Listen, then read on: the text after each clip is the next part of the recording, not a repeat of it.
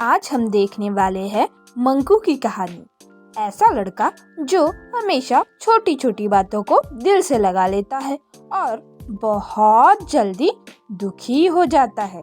तो चलिए देखते हैं मंकू की कहानी।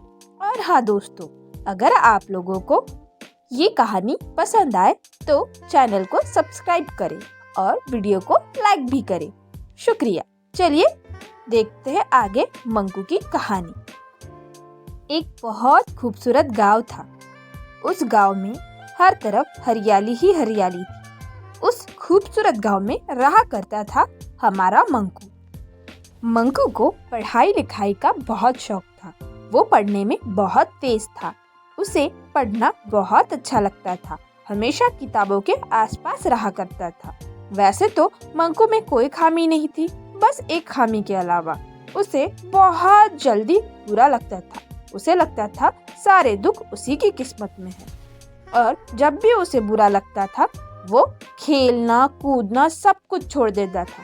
वैसे तो वो बहुत शरारती था, लेकिन जैसे ही कुछ भी बुरा हो जाए वो सारी चीजें छोड़ देता था। ना पढ़ता था, ना लिखता था और ना ही खेलता था। एक दिन ऐसे ही मंकू को उसकी एग्जाम में कम मार्क्स आ गए।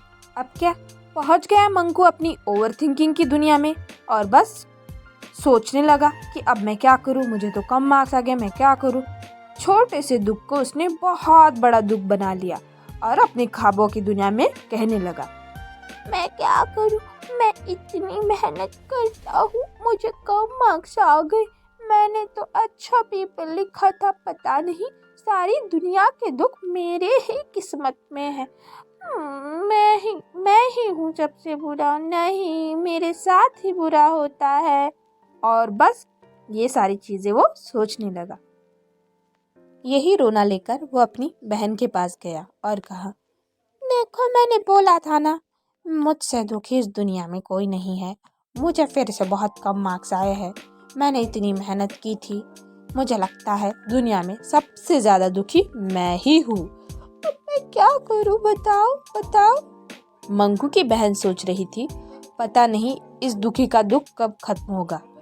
अब मैं क्या बोलूं इसको, चलो कुछ समझा के देखती हूँ, शायद सुधर जाए। देखो मंकू भैया, ऐसे ही अगर करते रहे तो तुम्हारे पास कोई नहीं आएगा। हमेशा दुखी दुखी दुखी, कितना रोना रोते हो, कभी खुश भी हो लिया करो। इतना भी बड़ा दुख नहीं है क्यों इतना बोलना पड़े। बहुत अजीब हो भैया, कितनी बार समझाया है, थोड़ा तो पॉजिटिव रहो। चलो मैं अब चलती हूँ, पता नहीं कब सुधरोगे। कहकर मंकू की बहन वहां से चली गई। मंकू तो फिर भी कुछ समझने के लिए तैयार ही नहीं था। फिर से वो एक इंसान से मिला और कहने लगा, देखो दादा देखो, मैंने इतना मेहनत किया फिर भी मेरा कुछ नहीं हुआ। कितना दुख है ना मेरी जिंदगी में। अब कहीं न कहीं पूरे गांव को पता लग गया था कि मंकू सिर्फ और सिर्फ दुख के बारे में बात करता है।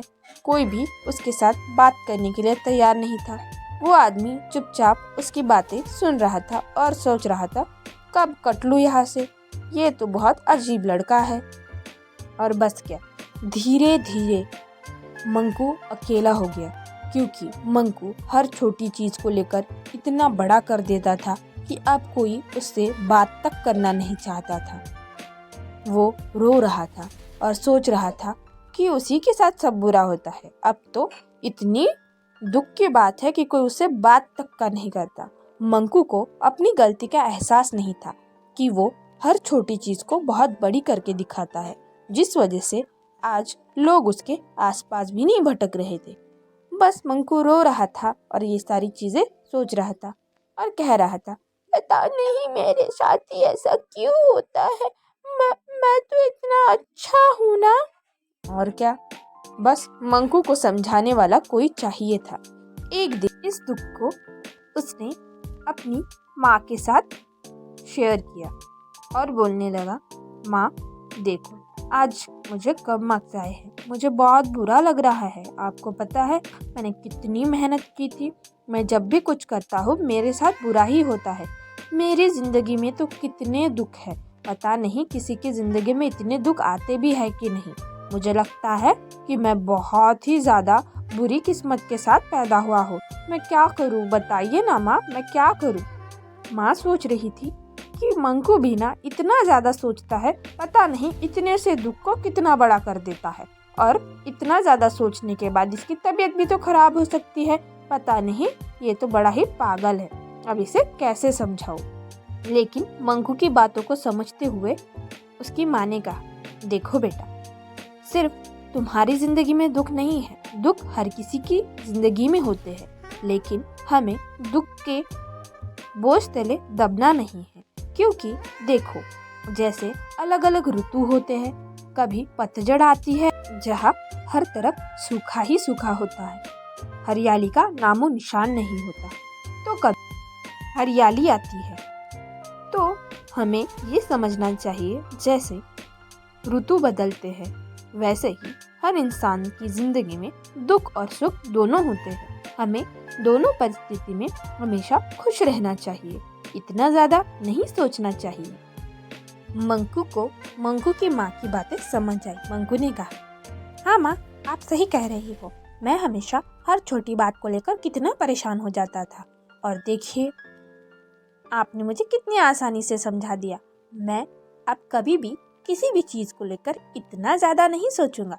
और हाँ, दुख और सुख तो हर किसी की जिंदगी में आते हैं, अब मैं बहुत मजा करूंगा, ये। और फिर मंकू बहुत मस्ती करने लगा और पढ़ाई भी, और हमेशा खुश रहने लगा, और ज्यादा सोचने की आदत उसकी छूट गई। ज्यादा सोचना सेहत के लिए सही नहीं होता, सोचना चाहिए, लेकिन बहुत ज्यादा सोचना ये तो बहुत ही ज्यादा हानिकारक चीज है। ये बात मंकू समझ गया।